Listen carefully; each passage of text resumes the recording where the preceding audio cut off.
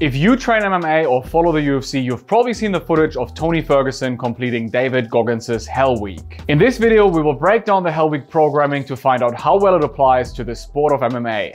And before you put me into what Goggins calls the haters camp, let me clarify. There are some benefits to this kind of training, but also significant risks and downsides, especially for fighters. The purpose of this video is to give a well-rounded picture, so let's get into it. Tony Ferguson's Hell Week with David Goggins lasted 4 days. Each day was filled with grueling physical and mental challenges. Here's a quick breakdown. Hell Week kicks off with what Goggins calls high-intensity tempo cardio. However, what we see will be defined as long-duration steady-state cardio. According to Goggins, Tony spends more than 3 hours on the rower, assault bike and Stairmaster. He also does over 600 push-ups plus additional chest exercises. In the following days, he completes 2 miles of walking lunges. This is followed by even more leg work on the Stairmaster and assault bike, plus incline walking to the point where Tony has to jump off the treadmill to vomit. The same night, he also does a full leg workout. Tony completes 500 push-ups only to warm up for a superset of push-ups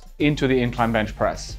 According to Goggins, these exercises are performed back-to-back without any rest. We can see how both the push-up and bench press form have gone out the window by now. The next day, Tony performs 45 minutes of jumping jacks combined with even more push-ups. According to Goggins, neither of them can walk properly anymore at this point, so he decides to turn it up a notch. They come back for another round of walking lunges. You can see how Tony struggles to stay on his feet. His legs are jelly at this point. Back on the assault bike, he can barely sustain 65 revolutions per minute. Tony also climbs the Jacobs ladder and performs exercises like farmer's carries, pull-ups, and even more push-ups throughout the camp. If we break down the programming, we see a lot of high rep, long duration workouts with extreme muscle fatigue and diminishing returns. Cranking out a ton of light reps beyond the initial point of failure is also known as junk volume. Wasted reps without additional hypertrophy benefits. Tony accumulates so much acidity in his muscles and blood that he has to vomit to manage blood pH. During those last reps,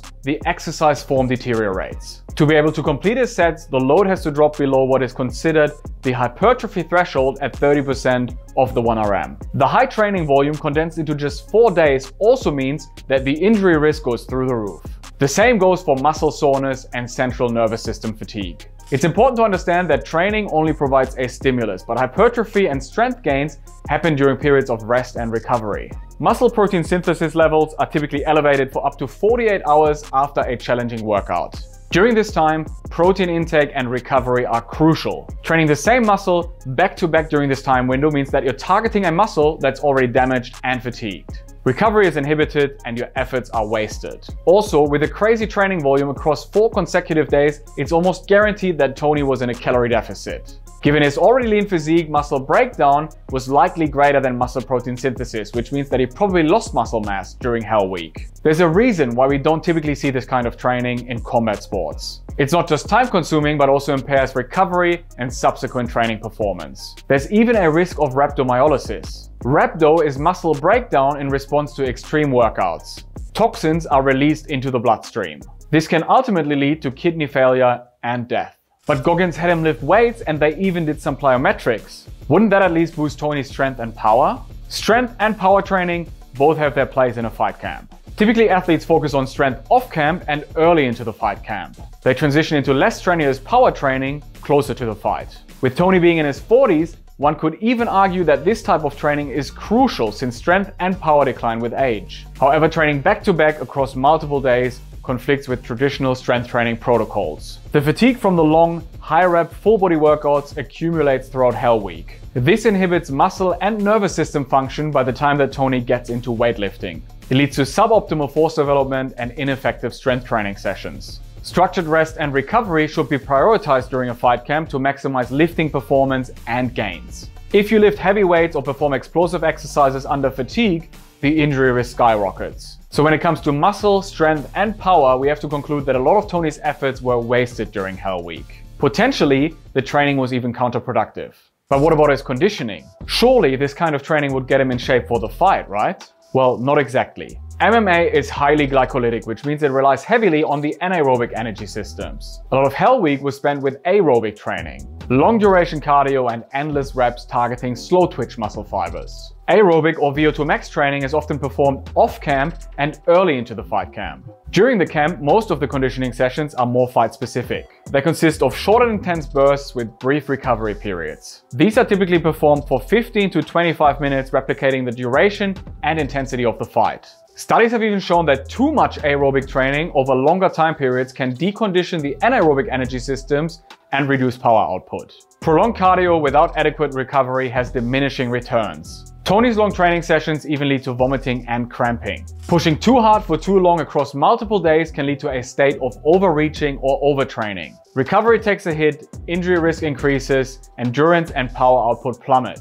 If the fatigue was carried over into the following weeks of Tony's fight camp, it could have had a ripple effect on his fight preparations. The typical fight camp lasts between 8 and 12 weeks. During this time, the training volume and intensity are ramped up gradually. The focus shifts towards skill development, strategy, and specific conditioning as the fight approaches. Strength and power training is managed carefully during this time, so it doesn't collide with technical training. The last week is typically a deload week spent with travel, light training, and the weight cut. Tony Ferguson completed the 4-day Hell Week on the 11th of November, exactly 5 weeks out from his fight. It would have taken at least a week for the muscles, tendons, connective tissue, and nervous system to fully recover from the damage and fatigue suffered during Hell Week. If Tony recovered properly, the training with Goggins took at least a week and a half out of his 8-week fight camp, leaving him with only 3 weeks to prepare. If he didn't take time to recover, this would have had a negative downstream effect on the rest of his camp. So the question is, did Tony get the most bang for his buck?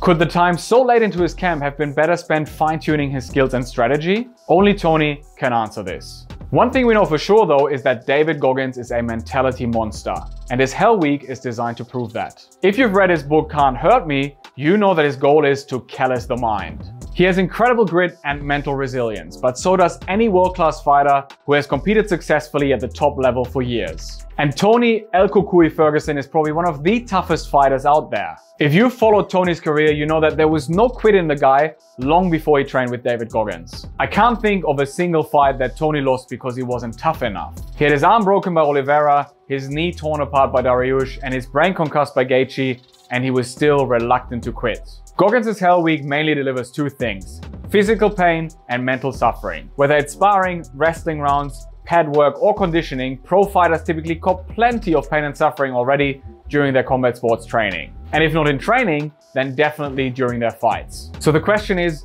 do fighters really need more of that? What are your thoughts on Ferguson's Hell Week? Did he waste his time training with Goggins? Did it hurt his fight performance? Should he have done it months before his fight rather than 5 weeks out? I'd love to hear your thoughts in the comments. As always, train hard, recover smart, and fight easy.